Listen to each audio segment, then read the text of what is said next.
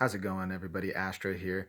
Today, I want to be talking about the LG Nanocell 85 series TV. I just specifically got it for the Xbox Series X, and it's a really good TV. And today, I want to share with you guys my personal best picture settings for the games on this TV and kind of talk about the HDR dimming issue that it has, because I'm sure some people who have this TV are running into the same problem as me with the HDR showing up a little bit too dark on the screen. And I'm going to pretty much just show you guys the best picture settings for the TV, and it's kind of a workaround HDR.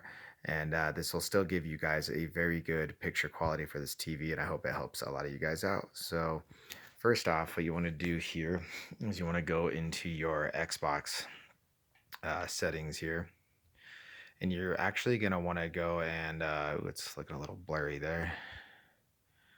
Hopefully that's focusing. Anyways, you go into your TV settings, go to video modes, make sure everything's checked except for HDR. You want to keep that off because, again, on the 85 series, at least for me, I'm having dimming issues. I'll talk about that a little bit later.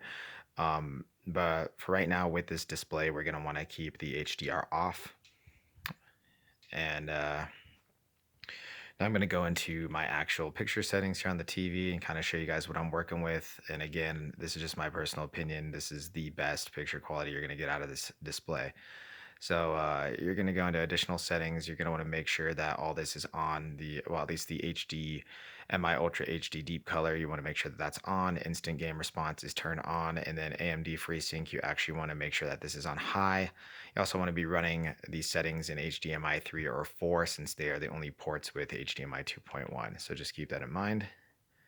So yeah, you can leave these off. You don't really need those on. And then into the actual picture settings here, I have it in game mode just because I want my games running smooth. You got that auto low latency and that VRR, variable refresh rate, with this TV. So keep it in game mode if you want all those features.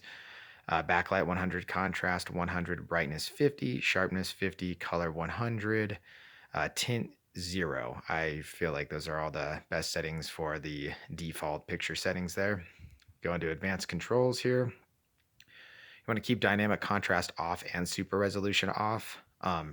Just because the super resolution is used to upscale 1080p, and this is a 4K TV, so I wouldn't even worry about having these on just because the TV is already 4K, so I wouldn't even worry about it here. The color gamut, keep wide, just because it makes the colors pop more. I've noticed messing around with those settings there. Keep the gamma defaulted at 2.2. If you start messing around with that, it kind of makes things look wonky, so just keep that on 2.2. White balance, keep it on cool. If you end up putting that on warm, like a lot of people do, it gives a very odd, like orange brownish tint to your games, which I personally do not like. I think cool is the most natural looking. Method, just keep it on 2 points.